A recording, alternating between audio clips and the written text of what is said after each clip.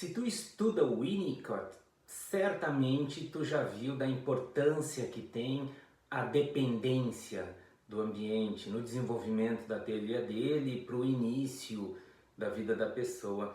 Se tu não estuda e tu quer estudar, eu te garanto que daqui a pouquinho tu vai se deparar com essa importância. Então hoje nesse rodapé a gente vai ver as 3 etapas que o Winnicott coloca no desenvolvimento da dependência.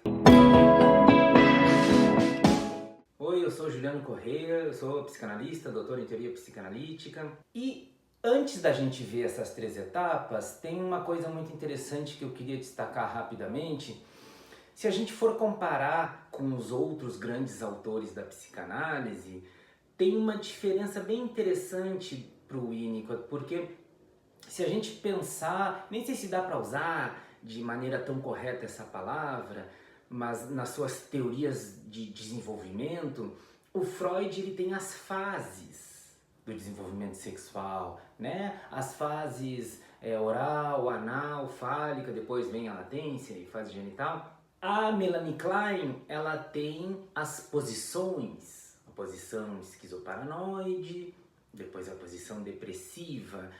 Quando a gente pensa nas fases do Freud, a gente está falando de uma coisa bem mais linear cronologicamente. Uma fase é alcançada, a outra é abandonada. Ah, mas tem, né, a regressão e fica um pouco, e fixações e tal. Sim, eu sei, mas eu estou falando de maneira geral, ele tem essa ideia de que uma fase é alcançada, a outra fica abandonada. A Melanie Klein já coloca algo bem mais plástico, né? Porque as posições elas vão, voltam, tu vai de uma, tu vai para outra. Essas etapas que eu vou falar agora do Winnicott, elas acompanham de certa forma essa ideia kleiniana, né? O Winnicott, eu acho que não dá pra gente dizer que o Winnicott é um kleiniano, mas ele vem desse núcleo da Melanie Klein, né? Ele fez supervisão com ela e tudo mais. As etapas do Winnicott, elas oferecem uma plasticidade ainda maior. Elas são conquistas necessárias que existam, mas elas não são de forma alguma cronologicamente rígidas. Tu entende? Elas às vezes nem têm uma ordem correta ou necessária de se fazer. Então, eu acho isso muito interessante, tem essa plasticidade muito maior na teoria do Winnicott. Então, essa questão da dependência do ambiente, o Winnicott ele vai colocar 3 etapas: a dependência absoluta, a dependência relativa e uma terceira etapa que se chama rumo à independência. Eu vou comentar sobre elas, é óbvio, mas eu vou ler uma brevíssima descrição que o Winnicott faz de cada uma delas, tá? Ela está num texto chamado A Teoria do Relacionamento Pais-Criança. Está naquele livro o Processo de Maturação e o Ambiente Facilitador. Eu vou deixar escrito a referência desse texto na descrição aqui. Mas então, assim, a dependência absoluta. O Winnicott diz assim: nesta etapa, o bebê não tem meios de saber a respeito do cuidado materno, que é, em grande parte, uma questão de profilaxia. Não pode obter controle sobre o que é bem ou mal feito, mas está apenas em posição de obter proveito ou sofrer perturbações. Então, essa fase não, né? Eu já falei antes, essa etapa da dependência absoluta, ela é a etapa na qual grandes intrusões, grandes problemas, digamos assim, que aconteçam, elas vão provocar problemas maiores no futuro. Eu estou falando em relação a psicopatologias. Então, as psicoses, por exemplo, elas estão relacionadas a falhas nessa etapa. A ideia é que aquele outro conceito do Winnicott, a mãe suficientemente boa, ela faz com que o bebê não sinta intrusão do ambiente, ou seja, reforça a onipotência do bebê. Não só reforça, ela permite a onipotência do bebê e também a reforça. Permitir no sentido que o bebê sinta que o mundo é criado por ele. Então, assim, é aquela história, né? O bebê tá com fome, ele começa a chorar, a mãe vem com o peito para alimentar. Só que ela faz isso num encaixe perfeito, no momento certo, que faz com que o bebê pense, entre aspas, nossa, eu criei exatamente o que eu precisava, no exato momento em que eu precisava. Isso pode botar uma pressão nas mães, né? De repente é um outro assunto que a gente pode falar dessa tal mãe boa, né? A gente não está falando de uma mãe que estudou o Winnicott, né? Pelo amor de Deus, nada disso. E nem de uma mãe que se preparou, que tem estudo, não tem a ver com uma questão intelectual, nem nada. Tem a ver com um tipo de instinto, um tipo de intuição que ela tem. É uma coisa natural. E as falhas, e outra coisa importante, as falhas que eu estou falando no plural, não é uma falha. O Winnicott sempre é bem claro em relação a isso. São repetidas falhas que podem provocar algum problema no futuro. Mas é que nessa etapa, para o bebê, é uma coisa meio no sentido assim. Nesse exemplo que eu dei, o seio não vir não é exatamente uma frustração, é uma mutilação. Por isso que a gente fala de invasão, de intrusão. Então, essa é a primeira etapa da dependência absoluta. A segunda etapa é da dependência relativa. Então, vou voltar aqui para o texto e ver o que o Winnicott nos diz. Ele diz assim: aqui o bebê se pode tornar cônscio da necessidade dos detalhes do cuidado materno e pode relacioná-los numa dimensão crescente a impulsos pessoais.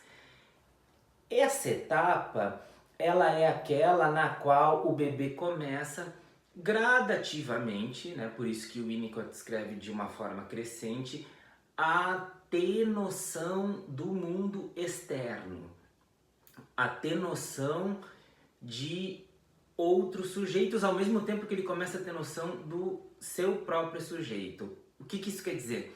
Quer dizer a diferenciação eu, não eu. É nessa etapa da dependência relativa que a gente tem o espaço potencial, a área de ilusão, os fenômenos e objetos transicionais, que a gente teve o outro rodapé sobre isso.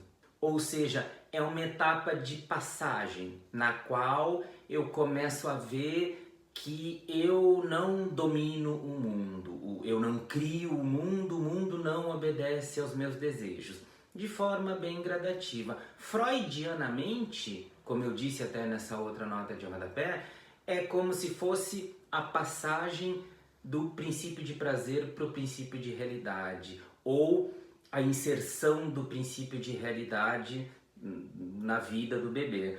E o Winnicott, ele reivindicou uma terceira área, que é essa área de ilusão, onde acontecem os objetos transicionais. A terceira etapa é a que o Winnicott chama de rumo à independência.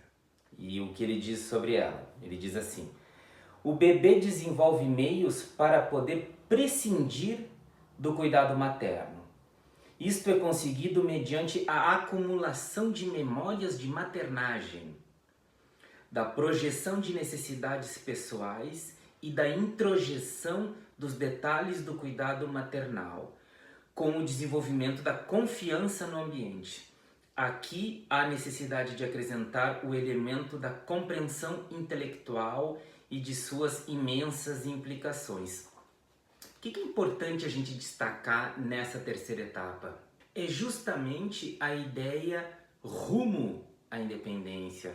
Né? Tu percebe? O Winnicott ele não está falando que tem uma etapa de dependência absoluta, depois dependência relativa e depois independência.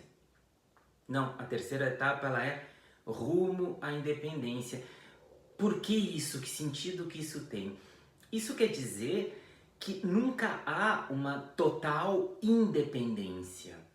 A gente sempre está relacionado, ele mesmo diz interligados com o ambiente. A gente nunca consegue ser verdadeiramente ou 100% independente. É como ele próprio diz que o indivíduo e o ambiente se tornam interdependentes.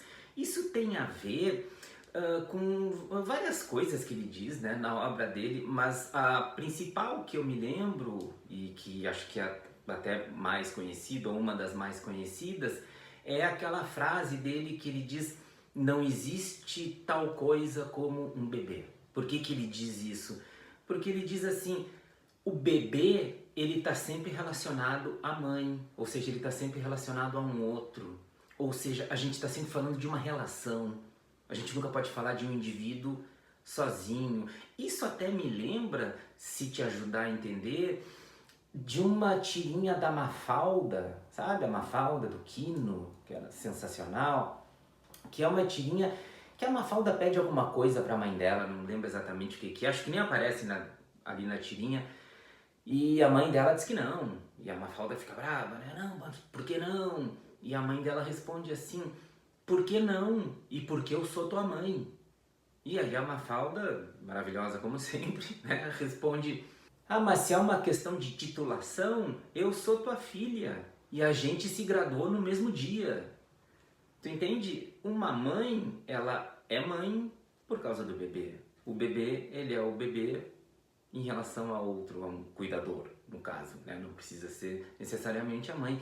Isso daí a gente pode expandir para vários outros elementos da vida, e inclusive, que é o nosso interesse aqui, para a relação analítica, ou no caso que eu estou pensando, para o psicanalista, para o ser psicanalista.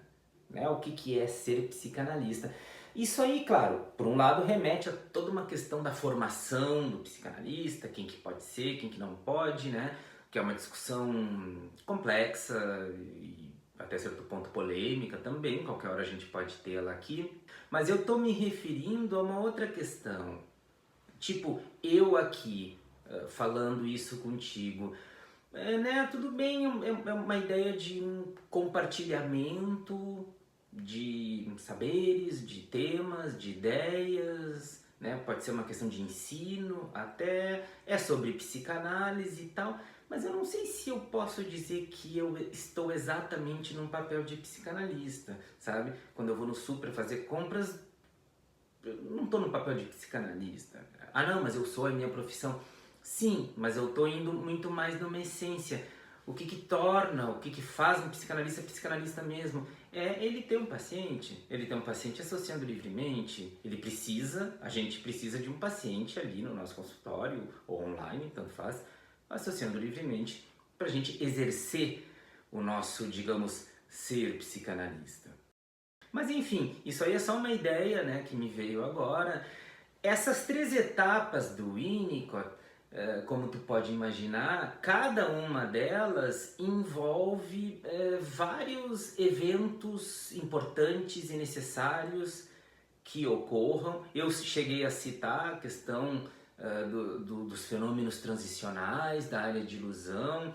A gente tem os fenômenos de personalização, de integração também, anteriores ainda. Então assim, tem toda uma tralha no meio dessas etapas aí. Tralha, tu entende, né? Essa é a maneira que eu faço, uma tralha de ouro, um monte de coisa interessante. Eventualmente eu acho que a gente vai acabar falando de cada uma delas separadamente, né? Os objetos transicionais, como eu disse, a gente já conversou, mas nesse momento agora eu queria separar e dar informações sobre essas 3 etapas dessa questão da dependência do ambiente do Winnicott, que é tão fundamental na obra dele.